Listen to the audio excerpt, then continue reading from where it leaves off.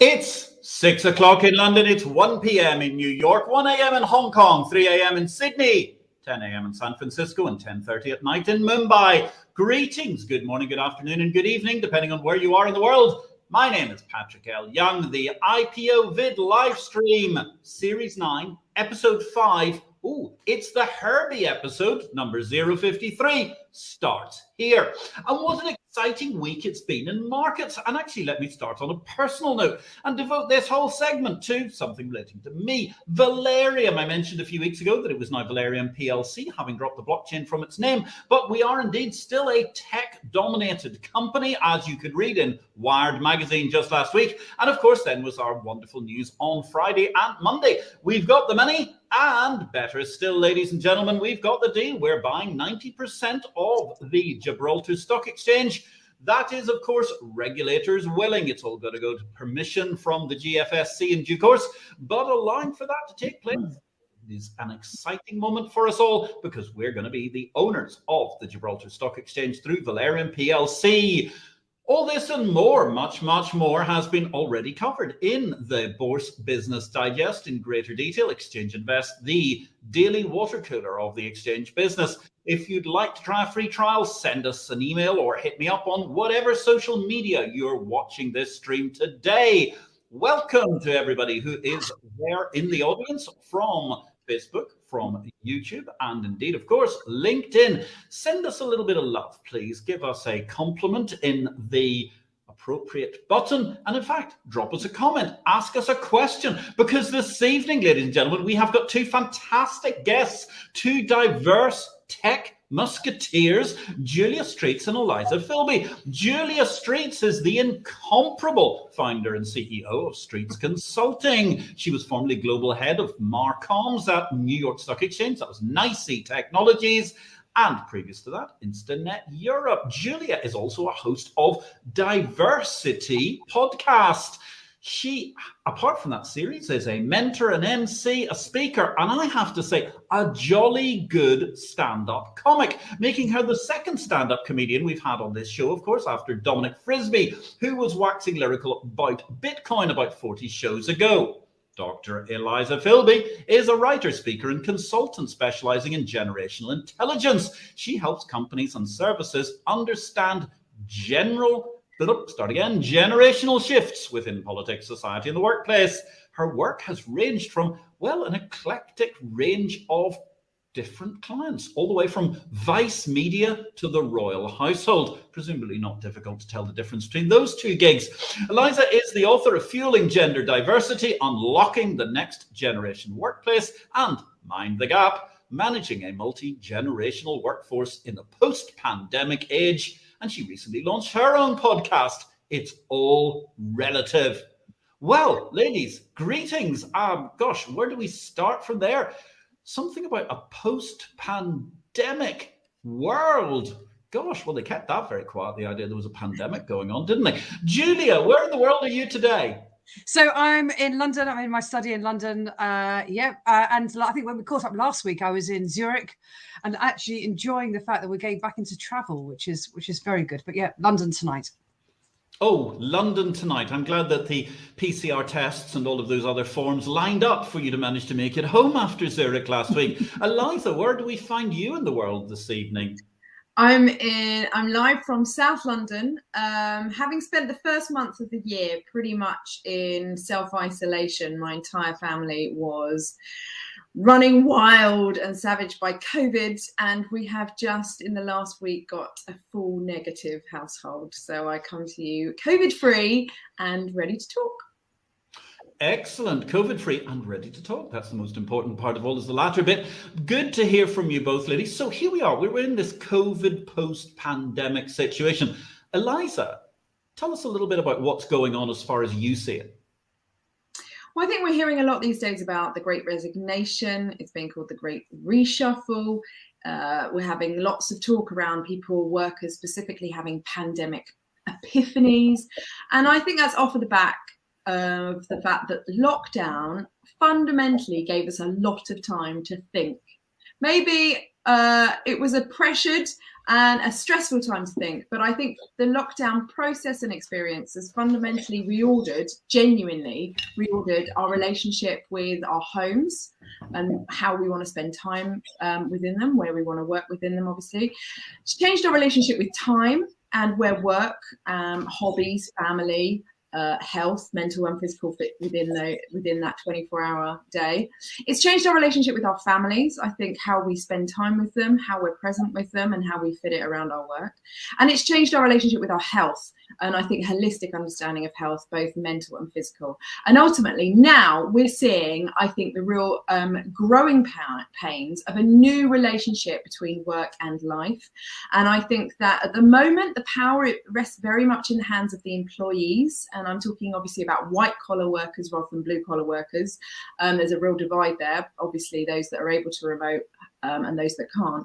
But I think within the white collar contingent, I think there's a deep conversation that's going to take about 5 years, by the way, to ferment and get clarity on.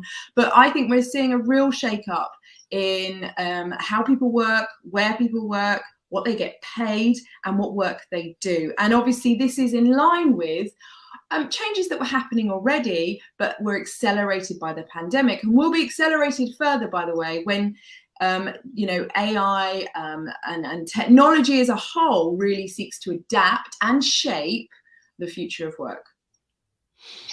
Well, there's a good canvas to manage to occupy the next couple of days. We'll be here until about Wednesday afternoon, probably, at this rate. It's fabulous, Eliza. Thank you very much. That was definitely a macro view par excellence. So, Julia, actually, let's turn this around a bit. I mean, you actually run a team, and you were naturally somewhat distributed in your workplace from the very foundation of Streets, right? That's right. So this is our 15th year of doing business. And 15 years ago, I set up an entirely virtual business model. And yeah, we have teams all over the UK and also internationally as well. And I've just always believed that you don't need to be in a physical space to do the job you need to do. And what's much more important is that you focus on the work that needs to get done, and technology is a great enabler. So for us, it's been actually very interesting going through the pandemic. We grew 30% because we're just used to working on a distributed basis, and it's proved at the moment we've got a lot of interest, and we're hiring. There's got a lot of interest of people coming in, just going, well, actually, to Liza's point, I don't think I want to work in a traditional structure anymore. It appeals to have an organization that understands culturally how to work well in a distributed basis. So it's an interesting time for us. But I think the whole point about the Great Resignation is one that we can't ignore. And I think we're right on the point of organizations almost insisting that people come back into the workspaces and managing a hybrid model of 2 days a week out, 3 days a week in, or some variation like that. But also it adds some interesting questions about leadership. And we have a generation of leaders who are used to stepping out of corner offices, looking at all the people within their domain on the floor in a glass and steel building, who are now having to manage and lead in a very different way, which is fascinating. Mm-hmm. Yes, it's quite interesting, and certainly it's been quite fascinating to see who can manage an outbreak of leadership during the time that we're here. Let me just say, first of all, good evening to the first 3 folks who've put their heads above the parapet with a message this evening. It is a delight to hear from you. Hello, Marcus Ward. Hello, Simon Huckle. And hello, Les Calvert. Great to have you all watching this evening. If you'd like to ask anything, do not hesitate to positive comment or question to whoever you might wish to this evening. So, Eliza, looking at what you're talking about, and obviously it's very interesting because Julia's got this already distributed workforce. How do you see the shift at the moment? And particularly we're thinking, of course, about financial businesses. How do they manage to cope with this sudden demand of lots of people who want to work from home? I think, well, there's a number of things there. I think anyone that tells you they've got an absolute answer and a concrete resolution to this problem is lying. I think at the moment, the power is very much in the hands of the employees, because they have acquired over the course of lockdown this amazing autonomy. and they are loath to give it away. And I read an interesting stat yesterday that the majority of people see flexible working and the ability to have a control over their timetable as tantamount to a 10% pay rise. That's how much people are now valuing flexible working. And it used to be, of course, something that perhaps, a mother of a preschool child would have an awkward conversation around. They can't do sort of a late Tuesday or Thursday because they have to do school drop off. Pandemic completely turned those awkward conversations on the head, because now people are expecting flexibility. And actually organizations and companies like Julia's, of course, have almost a kind of ahead of the game, because they have those systems in place, that management culture already there. They know they're comfortable in that. So people that are expecting flexibility are wanting to go to companies, not just as suddenly embracing it, but ones that actually have already been doing it and have been doing it for a long time. So I think what you're going to see is, really this war, power struggle between employers and employees, because I think employers and leaders in particular see the value of the office and being together in one place as a higher priority than actually employees do.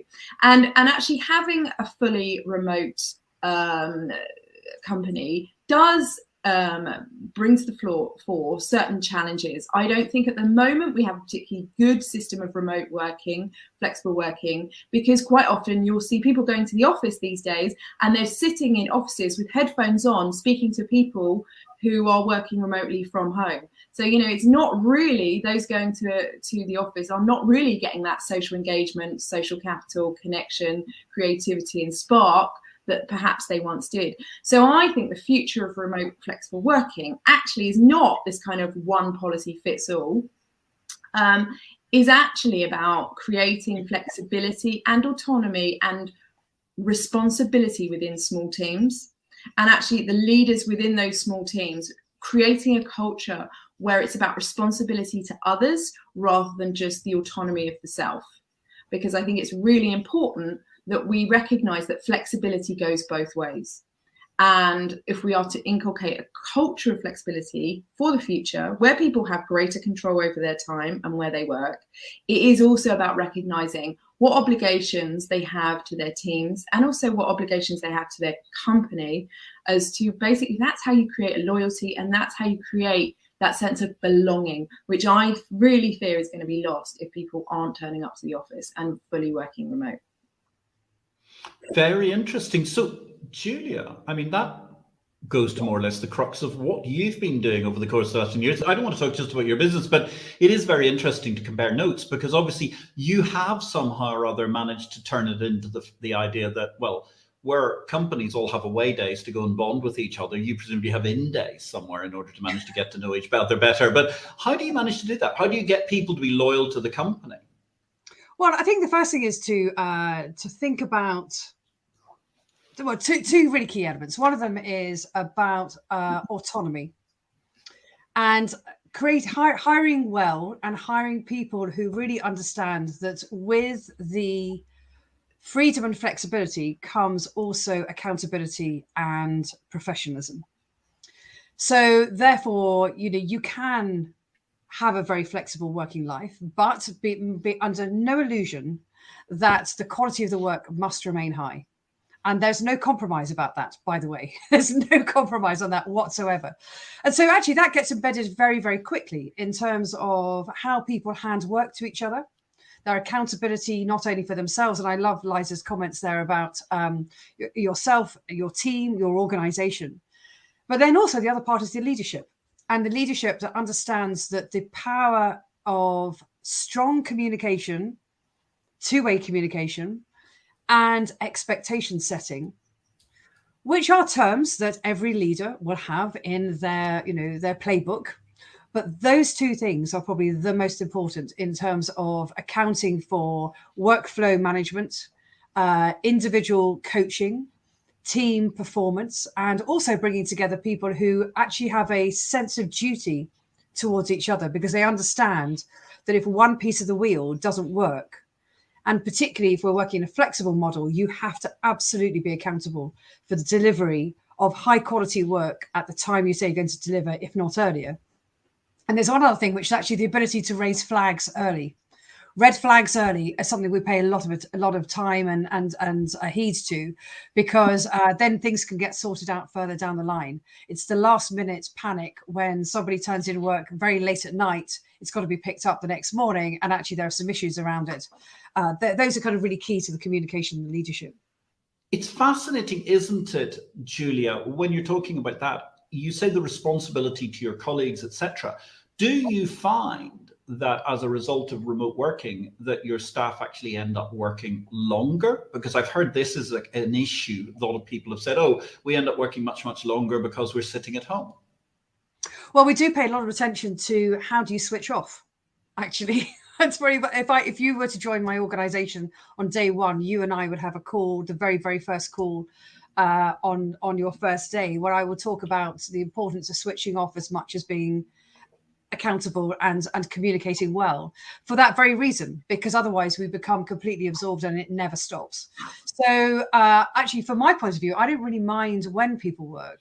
There is some bulk of work that has to be done during the working day, and there's usually a kind of 8 till 6, 8 till 7 kind of margin around that, because we have clients in Singapore and San Francisco. So you've got to have a degree of flexibility around that. But other people happily will turn in research work. We've got one member of the team who will turn in work at 2 o'clock in the morning, which worries me deeply. But then her pushback was, it is the perfect time for me to work, partly because she's from Brazil. So she's very much a night owl. And the second thing is she has a young family. And she said, that's the time when I can do great work at that time of the night, uninterrupted. And I'm very happy to be turning it in at that time. So I have to become comfortable with that, because it was worrying me. But it is important that people set parameters of when they're available, when they're not available, but with a degree of flexibility. Occasional exceptions as well really matter. So that brings me, Eliza, carry on. I was just going to say, I think there's a real challenge for the financial services industry, and particularly big companies, because just trying to control that, that very example that Julia's just cited there about, knowing the uniqueness of that Brazilian lady's circumstance and understanding that that's when she's most likely to produce the best work. It's just very difficult to replicate that intimacy at a bigger corporation. And I think within bigger organizations, particularly financial services, there's almost a kind of leaning towards blanket policies on flexible working, which are inherently, by that very definition, inflexible. And actually, I think if you're talking about the generation coming through the workforce now, your new recruits, your Gen Zers, so those in their early 20s, they're so used, whether it's through their phone or through education or even through the parenting they've experienced, a level of personalization and individualism and understanding of their circumstance, that therefore when they go into the workplace, they are just going to expect that slightly tailored package. Now, obviously, belonging to a big organization requires you to adapt and amend and understand that. But I do think that engaging people and their specific circumstances is the future of work, because as we've seen, technology enables work to enter the home. So I think actually we need to equal that out by saying the home much more, and people's domestic circumstances need to enter and be understood in the workplace. And just one final thing, I did work for a company not long ago who had 70% of their recruits hired during the pandemic. And their major challenge was to create a sense of unity, collaboration, responsibility, and sense of belonging. And a lot of them were incredibly young as well, and had a really productive pandemic, but a one in which many of them were not working from home, they were working from bed. They were working in a shared household with no desks and very little facilities. And so it was about actually almost teaching them what work, how it should be done, what work-life balance was, because they were just starting from that experience of the pandemic. And I think actually a lot of companies are having to actually retrain their employees as to what work-life balance means in the flexible age. Very interesting. So you have that case of work-life balance. Okay, you have to address that. I'm actually interested. There was one thing you said, which is you went straight through and you said the Great Resignation, it's a thing. Now, I don't disagree with you. It has been a huge thing, I think, across Main Street. But isn't it interesting that actually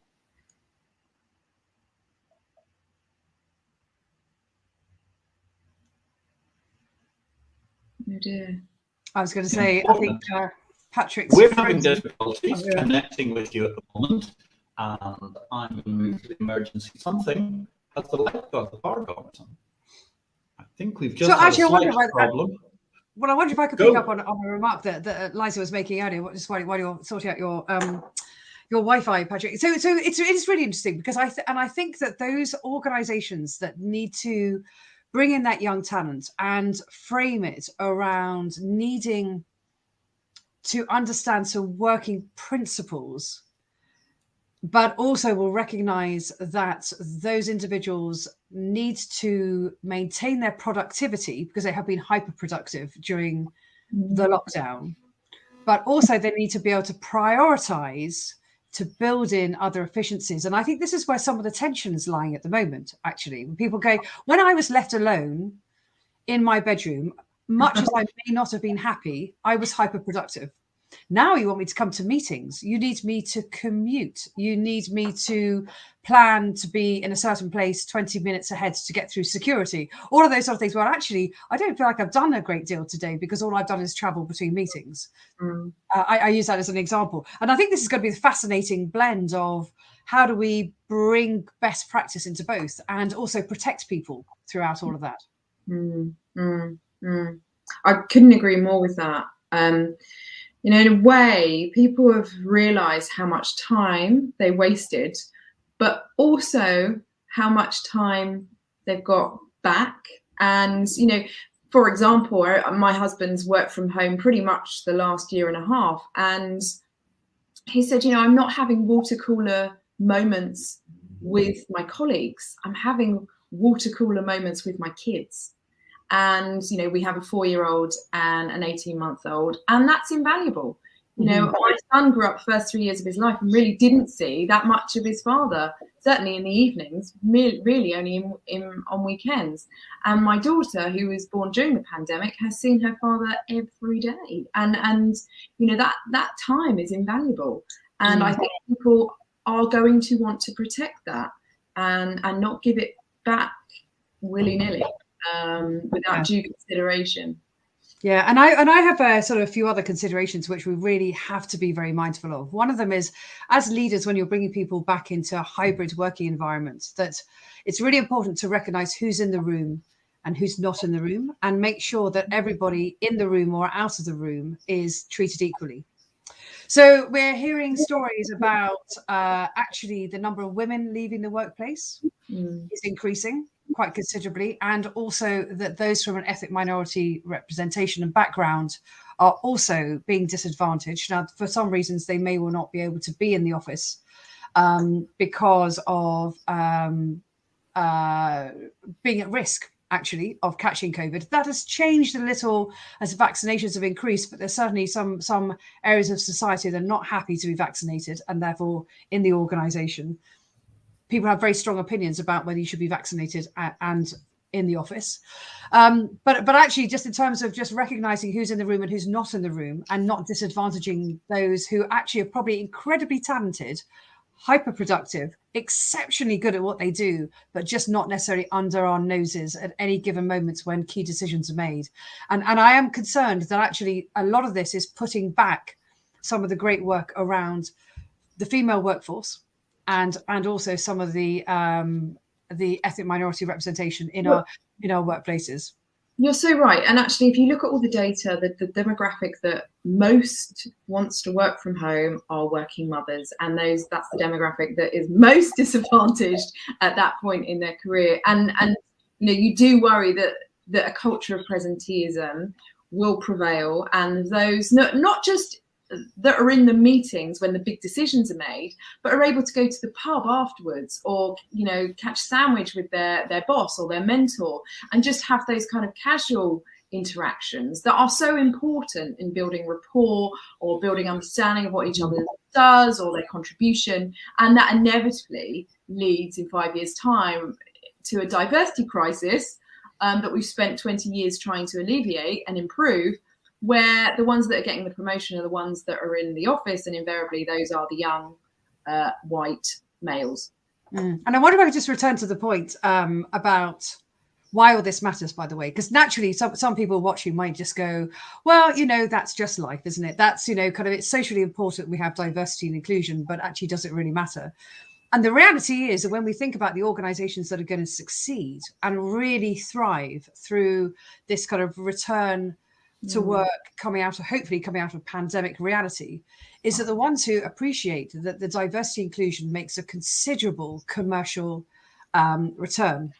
Right. Performance is better when you have diversity at the table, and performance is better not only in terms of the products and services you create, because you must have diverse brains around creating products and services, but also in extending and unlocking access to capital, access to investment, access to consumers. So those organizations who get this right now will shoot ahead. We're already seeing it, actually. Those enlightened leaders who get this joke are off. You know, if I look at the world of fintech, there are some organizations who are completely all over this, and there are other organizations who are insisting upon some of these more traditional practices and who are disadvantaging some people not in the room, and also thinking about, you know, kind of how do they manage their teams, who actually are already getting behind the curve. And this is about acceleration. Everybody's on their diversity inclusion journey. The question is, how far behind are you falling as we go through this pivotal moment right now? Exactly. And also about attracting the right young talent as well, and the best young talent. You know, not only are they have grown up in a diverse and inclusive world, that they want that reflected in their workplace, but also, you know, they are prioritizing flexible working arrangements. And if they don't see it or have to fight for it, they're not going to apply to your organization. Yeah. And you know, one thing I'm really excited by, and I can't use the word age while we bring Patrick back on, but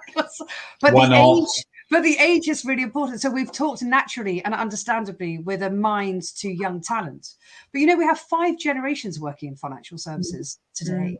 And I think there's a really interesting bit, which doesn't get talked about nearly enough, which is how do we get those 5 generations to blend, learn from each other? We don't have enough people who understand business principles and leadership principles, etc., and the experience of having lived through many financial crises, but also in terms of retraining and reskilling as well. Eliza? Well, I was just going to say what Julia said was so important about perhaps people sitting at home going, oh, I'm already bored of the debate about flexible working. And I have some sympathy with that, because I'm very much at the coalface of talking to organisations and getting a sense of how they are dealing with this and what they perceive the future to be. But I think we cannot underestimate, I do really believe this as a historian, I am used to thinking in centuries, not decades, okay, that this is the most important shift in the history of work since the Second World War. And it is going to lead to, sadly, a greater divide within the workforce between those that can work remotely and flexibly and those that can't. We saw that pronounced in the pandemic, and that will continue, I think. I think it will lead to an acceleration of AI and robotics within the workplace and automation more generally. I think it will lead to the true internationalization of the workforce, because, hey, if everyone's remote, why not pay someone half the price of that lives halfway across the world to do the job? I think it will lead to, as I say, real questions around rights for workers and the autonomy of workers, because how do we legislate and protect those working at home, just from a kind of physical health and safety perspective, never mind anything else, discrimination perspective, for example. So I do think this is the most important discussion to emerge out of the pandemic. I think you're seeing, as Julia brilliantly reflected upon, a lot of older people just going, don't want anything to do with this. This is a disruption that I don't want to have to kind of be involved in the next 5 years. And actually the greatest kind of resignation we have seen has been actually in the over 65s. And it's true, in the last 10 years, we've seen growing numbers of those working older, sometimes out of want, sometimes out of need. But actually a lot of baby boomers actually retired during the pandemic. So I think, Julia, this is what I spend most of my day doing, talking about and helping companies with, is trying to blend the generations and talk about the challenges, the very real challenges and difficulties of that multi-generational workforce, and trying to bridge that gap. I could talk to you for an hour, hours, literally hours, but I won't. But yes, that's absolutely what I do, because actually it's the last acceptable discrimination in the workplace, which is ageism, and it goes both ways. And I see it on those microaggressions across the board, and it's something that is seen as socially acceptable, but actually incredibly corrosive for workplace culture. Now, how do we manage to cope with this ageism thing in an era of hybrid working, progressive working, and the possibility? I mean, who's actually? I don't want to start a race to the bottom here, but who are more invisible? Are we finding that, for example, women who work from home are more invisible, or older people, or how do we solve these issues? Eliza. So who's more invisible? I think it sounds like a game show. I think in the workplace, I do think, particularly because of the infiltration of technology in the last 10 years, there's an emphasis on young talent, because you've got a generation coming into the workforce who the technology in the palm of their hand is more sophisticated quite often than technology they're using in the workplace. And those technical skills aren't something they learn in the workplace, but quite often come to the workplace with. That wasn't always historically the case. Quite often you went to work to be trained rather than turn up with those skills. However, I think older people are being discriminated against, and I would say particularly older women. And I think it's fantastic and very encouraging that you've seen over the last sort of decade and a half, more and more older workers continuing to stay in the workplace. But I don't think they're being used effectively, and they're certainly not being educated and upskilled in the way that they should be. I think there's a tendency within organizations to kind of do the training at the beginning, and maybe at the middle if you're, kind of standout leader, but kind of just by 40 expected to kind of get on with it and know what you're doing. And I think we're talking about moving into an era where, because of automation, because of people working longer, we need to be talking about lifelong learning in the workplace, and constantly having that opportunity to be reskilling in order to compete with machines, obviously, but also just to keep people fresh. I mean, I love what Julia was saying about needing that experience and that memory within your organization. And I remember working with a tech company that they realized that the average age in the tech company was 28. So they actively went out to employ people in their 40s that could remember the first dot-com bust. And they wanted to diversify the age within the organization, because they recognized that whilst they needed the kind of entrepreneurial ingenuity of youth, they needed that experience and that understanding of what had gone before of those older workers. And my life's in fintech. So I take, for example, today I've been mentoring with probably about 24 fintech startup companies. And what's fascinating is, first of all, fintech entrepreneurs don't tend to be in their 20s. They actually tend to be in about their 30s and 40s, because they've worked in the financial services in some, whether it's payments or whether it's a capital markets or treasury or custody or whatever that's going to be. And they realize that there are working models upon which financial services technology can be applied to make it more efficient.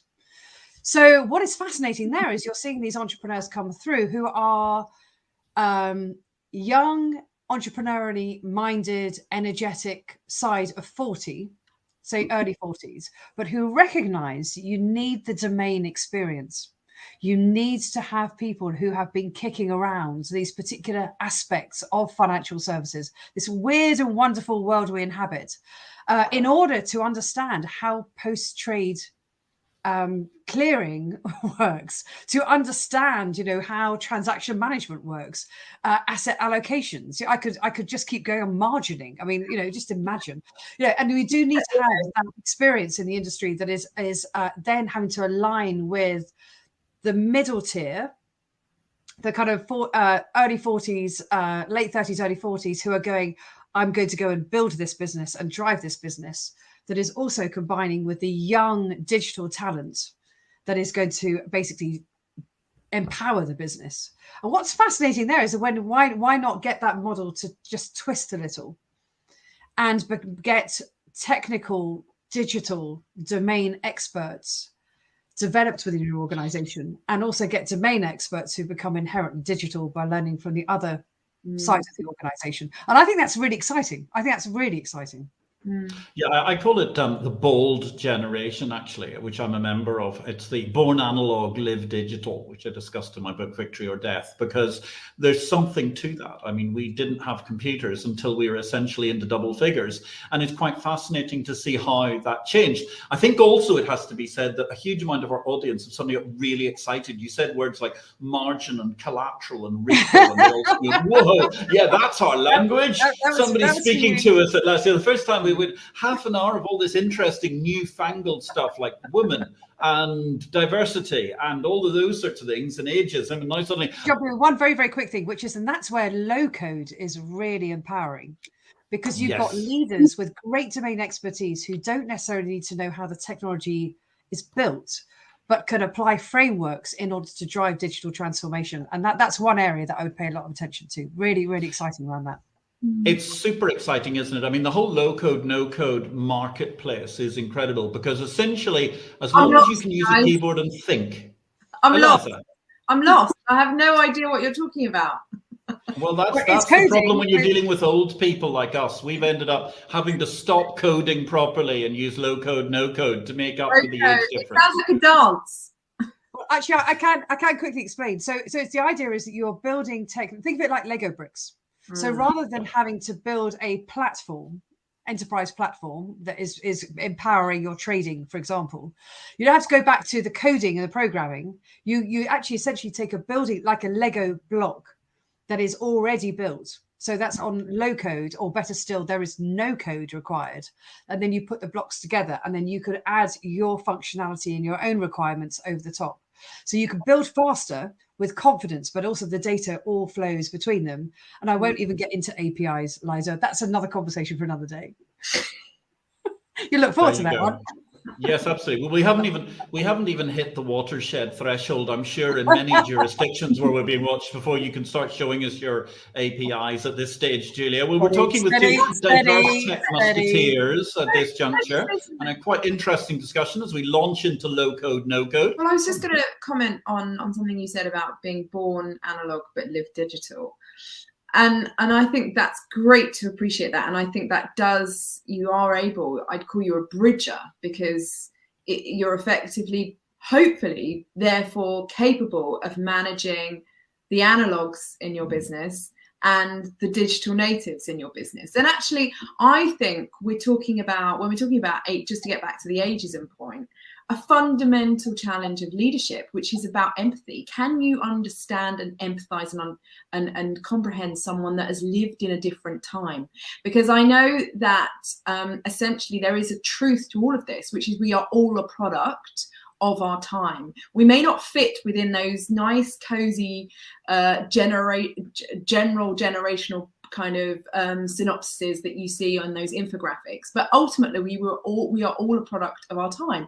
I was first I first joined Facebook in 2015, which is really, really late.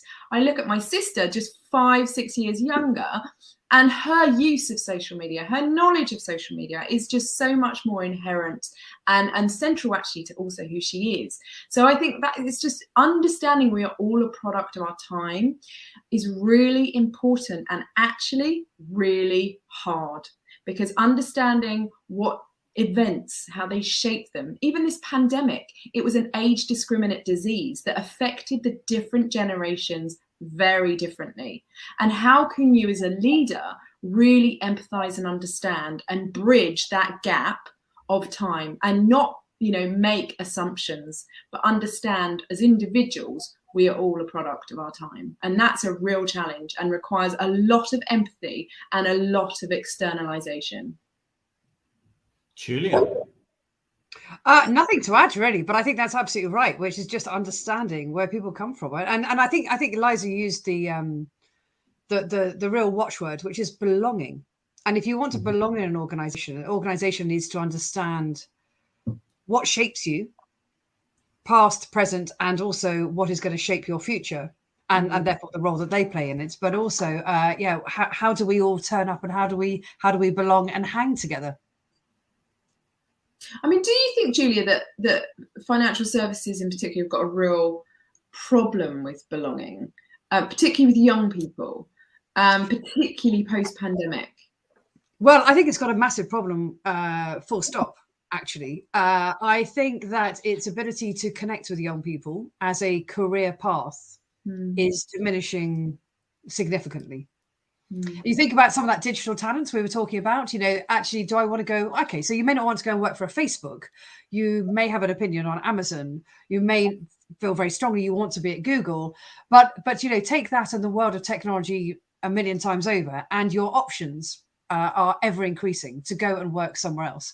But also we have a huge problem actually with the digital talent pipeline, full stop. I found some horrific data about 7% of people in England between 18 and 65, only 7% are doing any sort of qualification in level 4 and level 5 technology. And that's the lowest in the OECD countries. So we have a massive pipeline problem. I think we have a problem today with people going, yeah, I want to work in banking, finance, capital markets, you know, and they're not necessarily connecting with seeing that as either a career path or indeed an organization where they will be accepted, appreciated, championed, and also have a career. They may come in to get the brand and then get out again. That's another kind of conversation. But also just in terms of our ability to retain that talent and to be able to innovate, I think it's a huge problem. Is it also, I mean, I'm a geriatric millennial, okay? I fess up on that front. And I remember those graduate recruitment fairs when I was graduating from university around sort of 2002, and you go round and it would be the milk round, you know, you get the free tote bag and the pen, and it was a real kudos, a real aspiration of my peers, never me, my peers, to work for the big banks, the big consultancy firms, and a real feeling that was a really exciting, to go to the city was a really exciting place to be and a measure of status and success. That has obviously been, in the last 10 years, supplanted by the tech industry. And when I think back to the 1980s, it was the oil and gas industry, which obviously now really has a recruitment problem with Gen Z. So, you know, there's always been sexy industries which has attracted the best talent. And I think that financial services had its day. And I think that the financial crisis was the moment when that came to an end. I've also worked with organizations where they've tried to create that kind of tech startup feel by, you know, almost creating the aesthetic of a tech startup with the ping pong and the breakfast bar and all of that. And almost like it's in a separate building to the main bank. So you know, there's a different dress code, there's a different set of people. It's like completely different organization. And I do worry about that, because do those young, they're quite often young, by the way, people working in that tech startup within a bank actually feel connected to the bank? And how long do they actually stay? I mean, it just strikes me as what realistically can be done within the financial services industry to help. I always have a terrible feeling when I see that approach to fintech. I mean, having written the first best-selling book of fintech in 1999, at which point in time so many people in the world were utterly analog, particularly the banks, and they were trying to ignore it and hope it went away. When I see those setups, Eliza, they always remind me of actually kindergarten. I mean, you have the school and then you go around the corner and then there's all this glorious color and slides and all sorts of exciting things to do. And that's for the 3 and 4 year olds. And they're never allowed out. They don't even get break time at the same time as the primary school children in case they interact with each other. And I agree. I mean, I think the best thing you could ever see would be actually a few pleasantly, elegantly suited bankers in there playing ping pong and finding out what goes on, because they're actually trying to, I'm afraid I'm very cynical. I mean, I think a lot of the time they're adopting this sort of youthist sort of ethos, and they all just look as horrible as politicians wearing baseball caps. I mean, it's an ugly image most of the time. Well, I think that's right. And I think, this has to be authentic. It has to be absolutely lived and breathed right the way through the organization. It's sometimes hard to do. If you are in a particular business domain, in an organization where it's perhaps the drier end, but yet in terms of banking infrastructure is incredibly important end, then sometimes innovation doesn't necessarily cross your desk on a daily basis. However, what's interesting now is that everybody's looking at every single element of a bank, a financial institution, an infrastructure player, wherever you sit into the worldwide ecosystem. I hate that word. But actually, the point being that everybody is looking at anything that is excessively manual has potential to be addressed and to be innovated, and that the platforms and data and APIs and low code and all the stuff we've talked about does have a role to play, which is where that is your potential to drive innovation and digital appreciation authentically right the way through your organization, rather than have it on the periphery. And I think if you look at, so we've been going sort of 15 years, fintech is what we do all day, from early stage startups right the way to some of the world's largest financial institutions around the world. And those organizations that used to send a head of innovation, who was the one allowed to wear jeans, off to all these exciting showcase days, wasn't necessarily the person who was going to have the greatest impact. The most innovative people weren't necessarily, or the heads of innovation weren't necessarily the most innovative people. They were just people nobody else quite knew what to do with, if I'm honest. But they look great in jeans and it looked great for the bank. But then did they bring that back? Did they really bring that back into the organization? So some of them, not all, now are going, no, we need to bring this in at every single level. We need to find ways of getting our employees and our staff to get involved with the innovation, either prescribing what's needed, giving input into a pathway ahead, or even just getting comfortable with low code and no code, and actually being embedded in the team that is going to drive that. So you sit shoulder by shoulder with people who go, we understand the tech, you understand the domain. Let's cooperate and let's work together on it. And by the way, let's try and break it. Let's try and get it wrong. And that's another really big thing, which is financial institutions are highly regulated. They're very risk averse, and they have to be. Their discomfort with failure. Yeah. The answer. They've got to become very comfortable with failure. And that's where things like the FCA sandboxes, places where you go, there are labs, places to go and test and try out, with data and all that stuff that actually is going to protect both the organization, but particularly the consumer and the customer as well.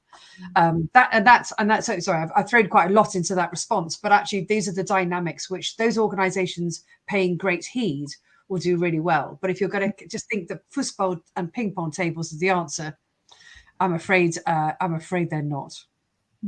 No, nor necessarily just thinking that having a man. And why is it always a man with a beard in jeans who is the head of innovation at a bank? They're the least diverse group I can think of, actually. I tried to grow the beard, but it just didn't quite work. I did try.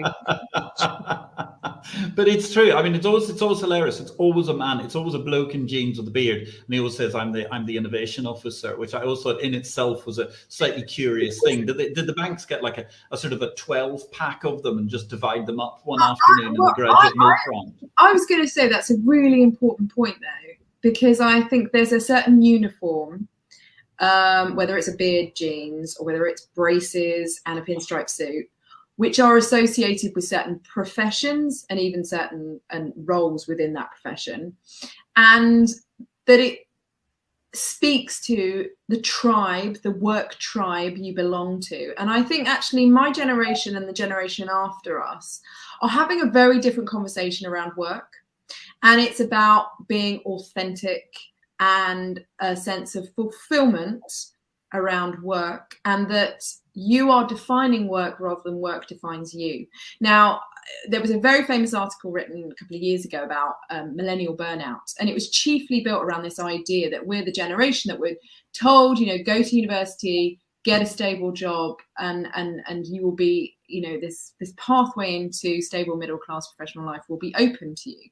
Now, that promise has obviously been found wanton for all sorts of reasons. Stagnation of wages, you know, rising house prices, you know, rising childcare prices, all of that. And in many ways, we are disadvantaged in a way that our parents never were. But the knock-on effect of all of that is because that promise failed, our conversation around work and how it defines us and how it is such a large part of our day is fundamentally changing. And that conversation has been intensified, of course, by the pandemic. And I think you're seeing it on, obviously, the anti-work movement on Reddit. We are and have been since the 1980s in a work environment where all of the security and a lot of the perks and privileges of a professional job have been eroded. And the expectations of the worker have been increased, particularly through technology. And I think we're starting to actually question that in a really big and important way. And that's about being ourselves at work, but it's also about the kind of work people want to do, how they want to do it, and how much time and how much money they want to be paid for it. Now, Eliza, I want to ask you one question, actually, because it's something that flows from, I know Cindy Gallop talks about this a lot of the time, where she says, well, bear in mind the fact that in America, I think for the last 10 years, 50% of the decision makers for buying new cars are actually women. And you raised a great conversation we were talking about the other day, because we've talked about ageism, we've talked about diversity, and yet the reality is power, financial power, is moving into the hands of diverse groups, and particularly women, is it not? Yes, I mean, I think we hear a lot about these days the great wealth transfer, that transfer of wealth from chiefly baby boomers to millennials. But actually, before it goes to the kids, it goes to the wife. Quite often the wife, because they are outliving their husbands, and it's the part of life's journey where women absolutely are the benefactor. So by 2025 in the UK, 60% of the nation's wealth will be in female hands. So you've got a cohort of women who will be the real power brokers in society. Now, I've just finished a big project with Schroders. The report came out this week, interviewing these women, trying to decide what and how they're thinking about money and this inheritance and what they want to do with it, and how they want the financial services industry to engage with them and help them, and of course educate them as well, because a lot of these women in their 70s, I think, were the generation that perhaps gave up work and certainly surrendered the big financial decisions to their husbands. So a lot of them felt really insecure around money, investments, and were starting and desiring in their later years to take charge of that money, and really, I think, wanted better education on how to invest it and how to spend it. So I think you're going to see in the next 10 years real transformations around who owns the money, who's making the big financial decisions, and crucially, in an inheritance economy, who's inheriting the money. And it's primarily women. Yeah, and you're talking about, what was it, 65% of wealth is going to be in the hands of women in the course of the next 10 years, according to that Schroders report. Absolutely fascinating. Now, ladies, we're running short on time, so therefore it's the time to ask you the big question. Where do you see the revolution, whether that's the capital market revolution or something else entirely revolutionary, going next? Let me start with Eliza. Gosh, I actually am really worried about the role of social media and influencers on investments and financial advice when it comes to young people. And so I really want good, verified education and information out there for young people when it comes to investments. Wow. Very profound stuff. Julia, are you going to tell us that you've just started your TikTok channel, or where do you see the revolution going next? Well, actually, do you know, I'm spending quite a lot of time, not masses of time, but more than I imagined I would, looking at the metaverse. And I think about, we've talked about demographics. We've talked about a generation that is going to be empowered financially, but also that isn't being able to spend the way that we have spent in the history, in terms of recent history, and is looking at ways to own investments in universes where actually nothing is physical. And if I look at the role of non-fungible tokens, NFTs, look at digital assets, look at cryptocurrencies, look at metaverses where people have got basic avatars and people are now spending to dress avatars, people are investing in property in virtual communities, that actually that's where I think capital markets will take us potentially in the future. I think that's absolutely fascinating, really fascinating. And of course, bear in mind the fact that in Second Life, within 6 months of it starting up, it had, I think, no fewer than 23 different stock exchanges, which was quite an exciting round of mergers and acquisitions subsequently took place in the early metaverse. Yes. Look at Crypto Island. Now, whether you believe Island, it, yes. It's good or bad, it's just very, very interesting. So I think actually, and John has just put the point in there about young people do need education investments. I completely agree with that. Absolutely. Can I just add something? One of the things that I think is going to be a growth industry is death, and particularly the monetizing the data of the dead. Because, I mean, you've already got a demographic. This is quite a macabre statement here, but, you know, we've got the fastest growing demographic is on Facebook. It's baby boomers on Facebook.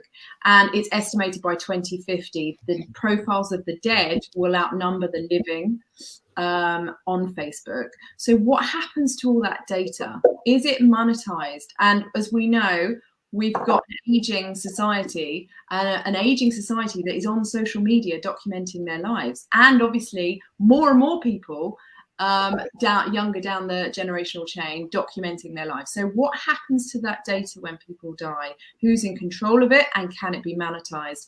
I think Zuckerberg is about to become a CEO of a mass graveyard, and it just so happens that meta means death in Hebrew. So there's a kind of synergy and sense to it. Well, that's a very profound piece of translation for us on this Chinese New Year's Day. I hadn't thought we were going to get some Hebrew thrown into the mix. Thank you very much, Eliza. Actually, I will offer you an instant counter, which is a previous guest on this show, Colin Howard, who is, in my opinion, the finest technological mind in the septuagenarian that you are ever going to see, is actually running something, My Digital Life, which is precisely based around taking control of all of your data through your lifetime in order to manage to effectively deal with this issue and problem. And certainly you're absolutely right, because I know more than a few people on my LinkedIn connections who are sadly no longer with us. And actually, you look at the amount of data people are going to consume. We'll get a shameless book plug here for Victory or Death. I mean, you look at how much data a person used in their lifetime, and essentially the whole world was using less data up until basically about 1800. The entirety of history from ancient Egypt used less data than the financial markets use today. In a day, they are now generating so much stuff. So you think about that in relation to financial markets, you think about that in relation to the mega data that's out there. It's quite incredible. It only remains for me to say, well, a huge thank you to our very, very engaging guests, Julia Street and Dr. Eliza Filby. Thank you also for actually presenting the show for a few minutes when the multiple storms got the better of us during the course of the evening. You're an absolute pro, Julia, as always. Thank you so much. I actually have to say, well, the comment that really gripped me, I loved it, Eliza, when you said just earlier on about the 10-minute mark, anybody who tells us they know the answer to the ultimate question of working from home is lying. I think everybody at that point in time was probably standing on the back of the sofa cheering as they were sitting at home, because it's such a complex issue to look at. You've talked as well, I mean, recognize who's in the room, Julia Streets, and I think that's very important, whether you're looking up, you're looking breaking down, remembering who's actually in the room and who's not in the room. And therefore, of course, you emphasize at the first point how important it is. Diversity is better in teams, as indeed, amongst other people, the fabulous, the incredible Cindy Gallop will often remind us. I want to say thank you very much to everybody who's contributed this evening. It only remains for me, Patrick L. Young, to wish you a great week in life and markets. On behalf of our guests this evening, thank you to all the audience. And of course, I wish you all a great week reading Exchange Invest and indeed a great week